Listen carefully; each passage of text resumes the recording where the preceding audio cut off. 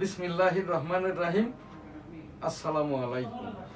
আলহামদুলিল্লাহ, আজ আমাদের ভার্চুয়াল এডিটর হাফেজ মাওলানা শাহজালাল গোলদার স্টুডিওর বাহির হতে অনুষ্ঠানটি এডিটিং এবং পরিচালনা করছেন।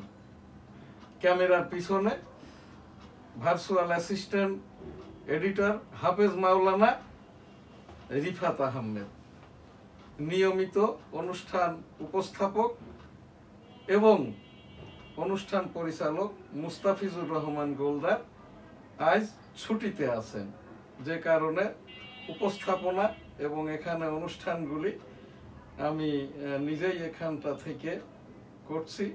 আজ আমাদের সংবাদপত্র একাধিক,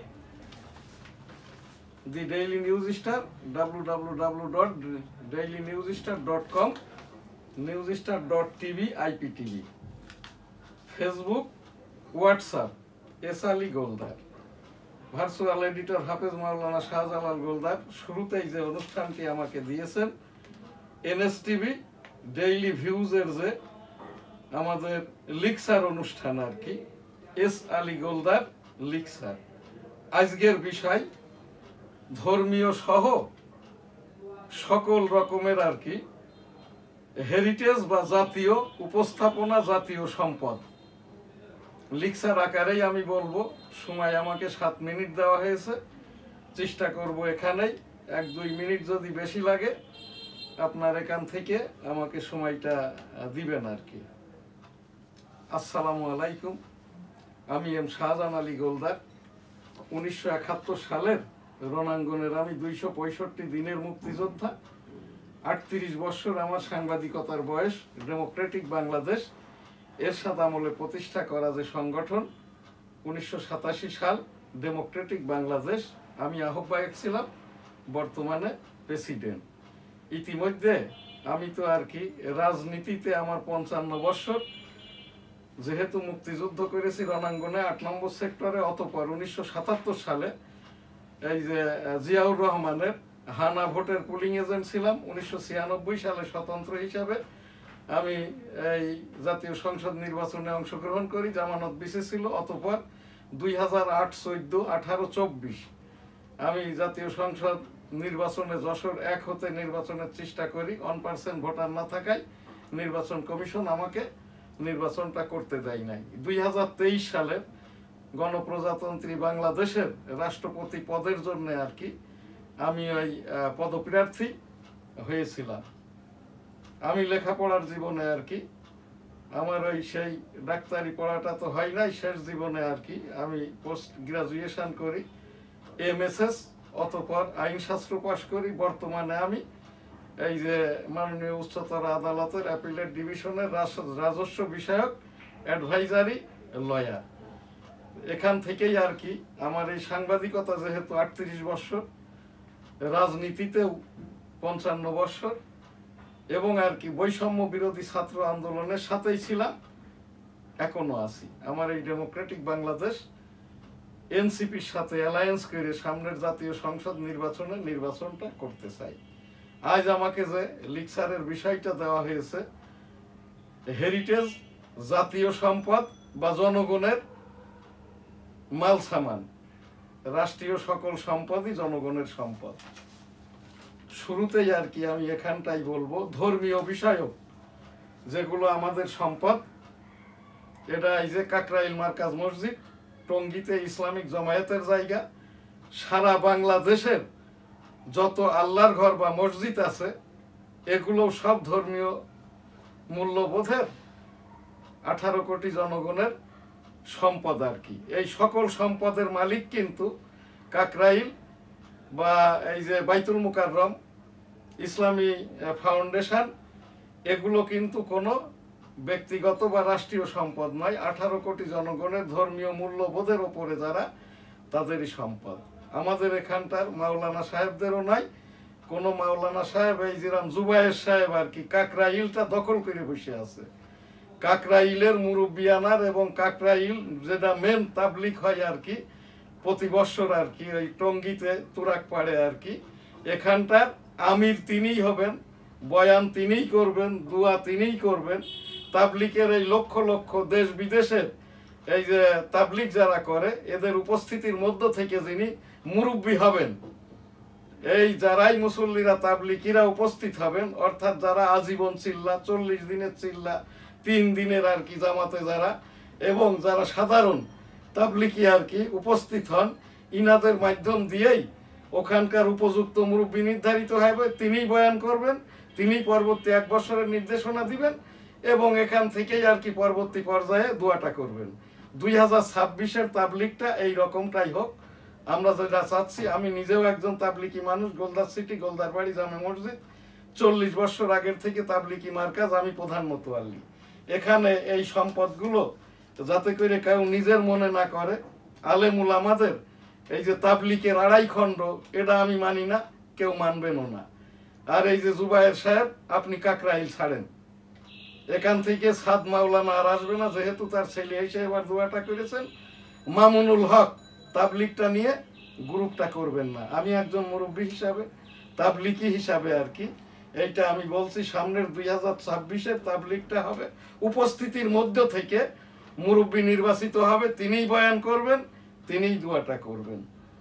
এখানে এখন আমাদের যে অনুষ্ঠান, নির্বাচন কমিশন বাংলাদেশের রাজনৈতিক দলের যত সম্পত্তি আর কি, অর্থাৎ রাজনৈতিক দলের অফিস, তাদের অফিস ইনস্ট্রুমেন্ট, তাদের অন্যান্য যে সম্পদ, দেশীয় আন্তর্জাতিকভাবে যত সম্পদ, এই সকল সম্পদের মালিক বাংলাদেশ নির্বাচন কমিশন। কাজেই এই জায়গাটাই আর কি, এই যে কোনো ব্যক্তিগতভাবে কিন্তু এই যেমন আওয়ামী লীগের অফিসটা জ্বালাও পোড়াও খাক করে দিয়েছে, এর দায়ভার কিন্তু এর কি হবে না হবে, এর দায়ভার পুরোই হলো ইলেকশন কমিশনের, জাতীয় নির্বাচন কমিশনের। এর ওপরে এখনো কিছু করে নাই, তার মানে কিছুই করবে না এটা নয়। পরবর্তী নির্বাচনের আগে ইলেকশন কমিশনকে আর কি এই যে রাজনৈতিক দলের সকল অফিসের প্রথমত আর কি নির্বাচনের পূর্বে আর কি রাজনৈতিক অফিসগুলোর এখান থেকেই তো নমিনেশন দেওয়া হবে, এখান থেকেই আর কি নির্বাচন করার জন্য ক্যান্ডিডেটরা আসবে। তো এই জায়গাটাই যদি বৈষম্যমূলক হয়ে থাকে আর কি, এখানে কিন্তু নির্বাচন হওয়া তো দূরের কথা। যে কারণে আমি একজন আইনজীবী হিসাবে এনএসটিভি টেবিল থেকে এই দায়টা হইল জাতীয় নির্বাচন কমিশনের। আলোচনার সাথে আলোচনার টেবিলে এই যে যারা রাজনৈতিক দলগুলোর অফিসগুলোও যাতে ইনক্লুডেড থাকে নির্বাচন কমিশন বরাবর, আমি এই আইনের দৃষ্টিকোণ থেকে এখানে উপস্থাপন করলাম। এবারে আর কি যেটা এই যে জাতীয় সম্পদ অর্থাৎ ওইগুলোই হেরিটেজ, যেগুলো আর কি ব্যক্তিগত, দলগত এবং সমষ্টিগত ওয়াকফ স্টেট থেকে জনগণের জন্য ওয়াকফ স্টেট করে দেওয়া হয়, এইগুলোই হচ্ছে হেরিটেজ। অন্যতম হইল এই যেরকম এই যে জিয়াউর রহমানের যে কবরটা আছে সংসদ ভবনের সামনে, ওখানেই কিন্তু আরেকটি কবর আছে আর কি সংসদ ভবনের পশ্চিম এই যে পশ্চিম দক্ষিণ কোণে আর কি শাহ আজিজুর রহমানের আর কি একটি কবর আছে সংসদ ভবনের ওই কর্নারে আর কি। এটাও কিন্তু হেরিটেজ বা জাতীয় সম্পদ। এছাড়াও আর কি এই যে টঙ্গিপাড়ায় যেটা বঙ্গবন্ধুর সমাধি সৌধ, এটাও 18 কোটি জনগণের, সেই 1459 খ্রিস্টাব্দ হতে অদ্যবধি। 32 নম্বর যেটা আওয়ামী লীগের অফিস, এটা হইল বাংলাদেশ জাতীয় নির্বাচন কমিশনের সম্পদ। Doctor M A Wazed Miah প্রতিযশা বৈজ্ঞানিক, এরশাদ সরকারের আমলে 99 বছর লিজে এই যে 5 নম্বর ধানমন্ডির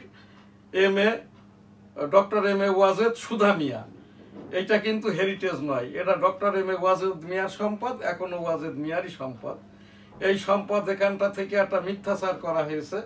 সাইমা ওয়াজেদ পুতুলের নামে যেহেতু ধানমন্ডিতে এই যে প্লটের অংশ আছে, এই জন্য পূর্বাচলে তার ওই যে 10 কাঠার প্লট যেটা, এইটা অবৈধ বা এটার জন্যই দুদক মামলা করেছে। তো এই জায়গাটাই আমি এখানে শুধু উপস্থাপন করছি মাত্র। 32 যেটা, এটা তো 1994 সালে আর কি আওয়ামী লীগ সভাপতি এবং বঙ্গবন্ধু মেমোরিয়াল ট্রাস্টের পক্ষ থেকে আর কি এটাকে 18 কোটি জনগণের জন্য হেরিটেজ করে দেওয়া হয়েছে। এছাড়াও গণভবনটা আপনারা ওই যে গুগলের উইকিপিডিয়াতে গেলেই দেখবেন আর কি গণভবনের ওখানটাই লেখা আছে হেরিটেজ। তো এই জায়গাটাই গণভবনটা যখন ক্রিয়েট হয়েছে 1974 সালে, তখন এটার মূল্য ধরা হয়েছে 237 কোটি টাকা। এখন যেটা টাকা ইকুইভ্যালেন্ট করলে এটাই হবে 2.5 লক্ষ কোটি টাকা গণভবন। এইটাই যে ছাত্র জনতার সরকার যেটা জাদুঘর করতে চাচ্ছে, এটা হবে না। আমি ওই 5ই আগস্টই বলেছি আর কি, আমার অংশটুকু আমি ছাড়বো না।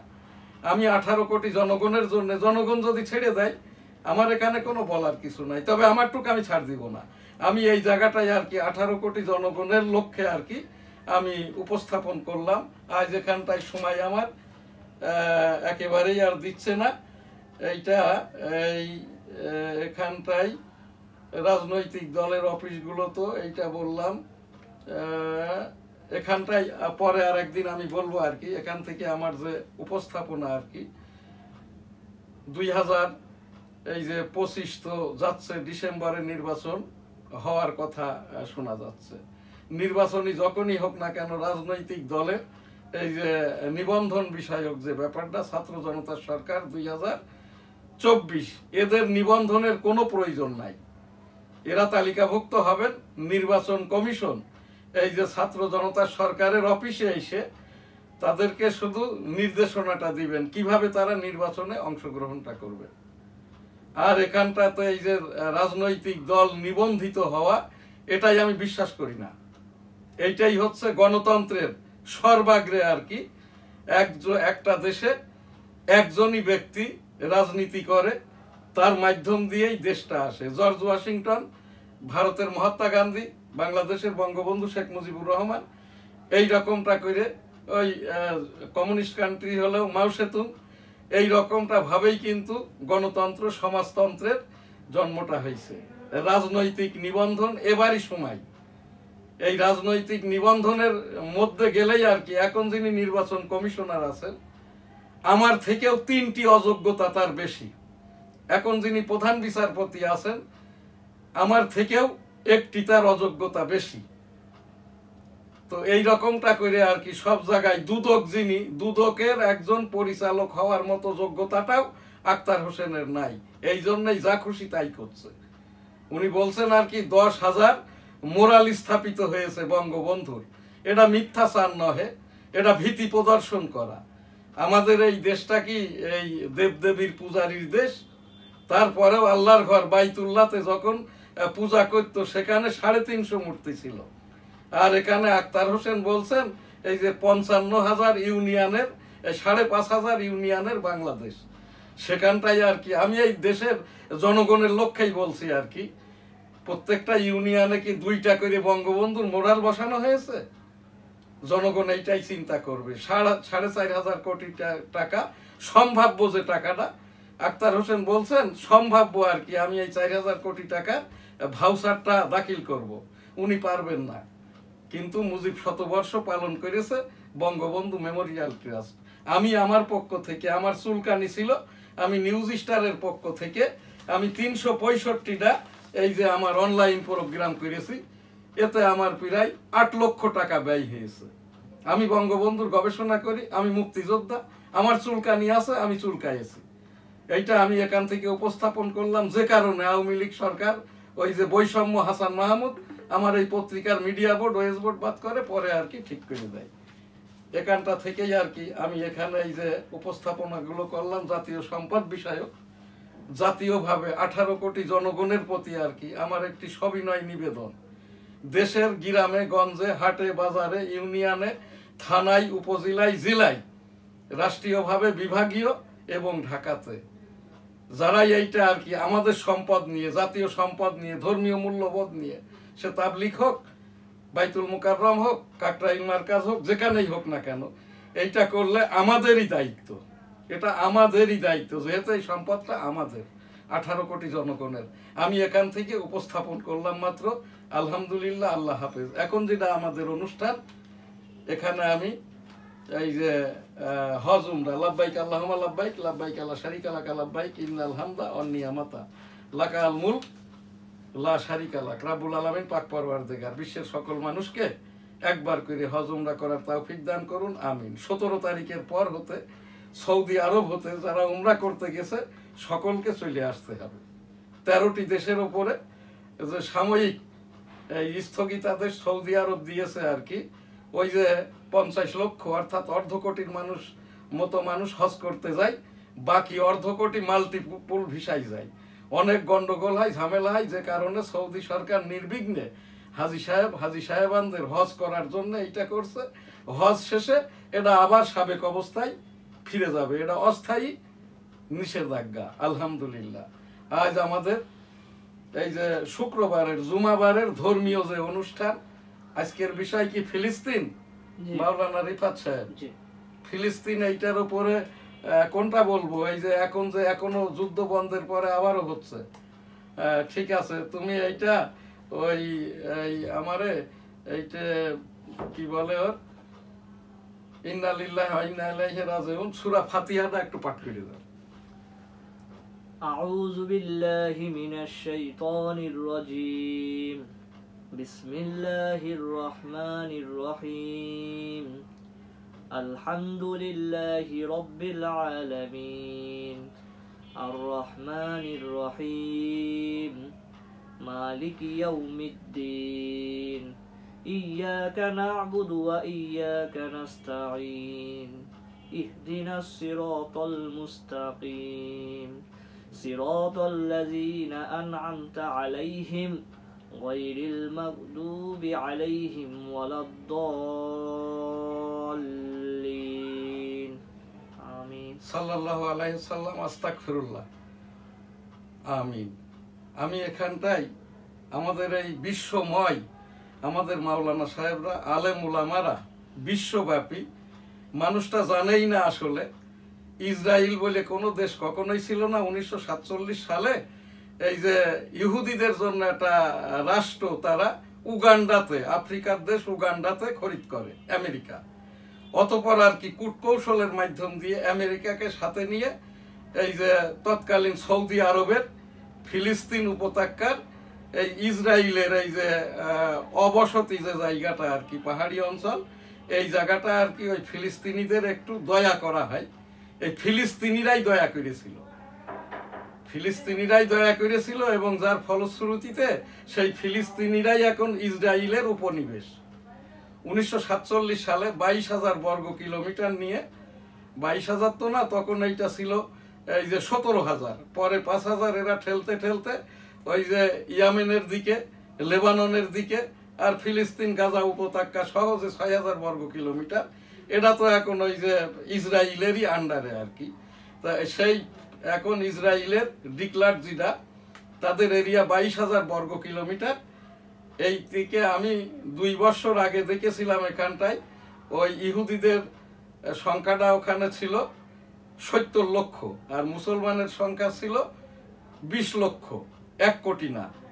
এখন দেখতেছি এখানে আর কি এই যে ইহুদিদের সংখ্যা 78 লক্ষ, মুসলমানের সংখ্যা 22 লক্ষ। সারাউন্ডিং এরিয়াটা 22,000 বর্গ কিলোমিটার। আর এই যে 6,000 বর্গ কিলোমিটারের ভিতরে 400 বর্গ কিলোমিটার বেষ্টিত যেটা গাজা উপত্যকা, এটা আমাদের এই ঢাকা মহানগর উত্তর দক্ষিণের মতো এরিয়া। তো এই জায়গাটা সহ এই ফিলিস্তিনের এরিয়াটা 6,000 বর্গ কিলোমিটার। এখানে বসবাস করত মুসলমান 70 লক্ষ। এখন এই দিকে দেখলাম বলছে মারা গেছে 55,000, কিন্তু হিসাব অনুপাতে এখানে এই মুসলমানের সংখ্যা ফিলিস্তিনে কমে গেছে 8 লক্ষ। অর্থাৎ এখন এই 6,000 বর্গ কিলোমিটার ফিলিস্তিনে বসবাস করে 62,000 মুসলমান। ইতিমধ্যে এই 1 বছর 2 মাসে আর কি মেরে ফেলেছে 55,000, আহত প্রায় 1.25 লক্ষ। তো এই জায়গাটাই আর কি সেই রাব্বুল আলামিনের কাছে বলা ছাড়া তো আমাদের আর কিছু নাই। আর এখানে আমার একটি উপস্থাপনা যেটা, এই ইসরায়েলের কিন্তু আকাশপথ, নৌপথ, স্থলপথ, পাশেই হচ্ছে এই যে লেবানন, সিরিয়া, ইরাক, ইরান, এরপরে হইল এই রকম সৌদি আরবের সহ আর কি আশপাশের ওই সিরিয়াও সৌদি আরব, ইরান ইরাকও সৌদি আরব, সকল দেশগুলোই আর কি। ওই যেটা সিরিয়া, কুয়েত, ইতিমধ্যে তো কাতার 80,000 কোটি টাকার আতশবাজি পুড়িয়েছে।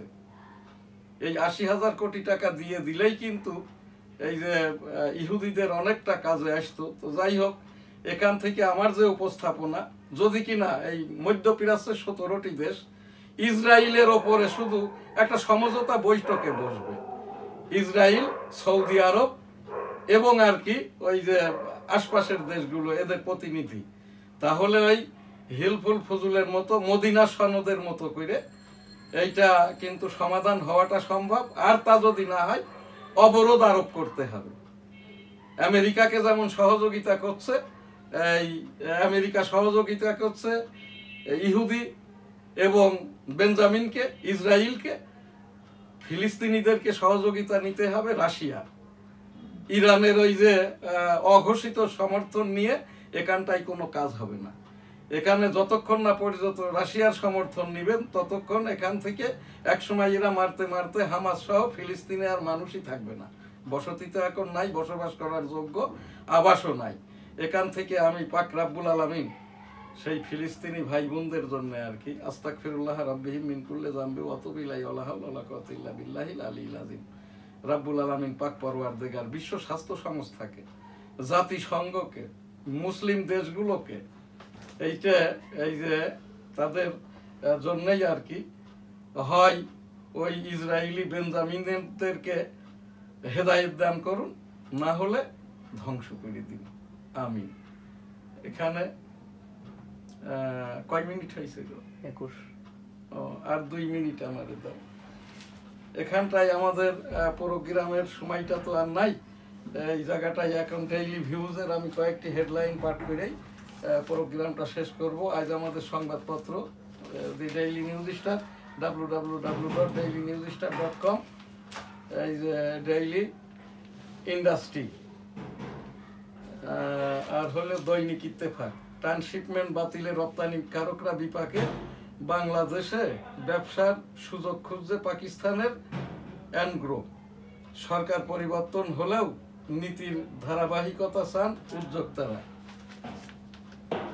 চীনকে রুখতে গোপন অস্ত্র আছে ট্রাম্প, বাণিজ্য যুদ্ধের শেষ দেখতে চাই বেইজিং। নওগাঁয় গাছ কাটা নিয়ে সংঘর্ষে নিহত 2। আজকের প্রোগ্রাম এখানে শেষ করছি। আলহামদুলিল্লাহ, আল্লাহ হাফেজ।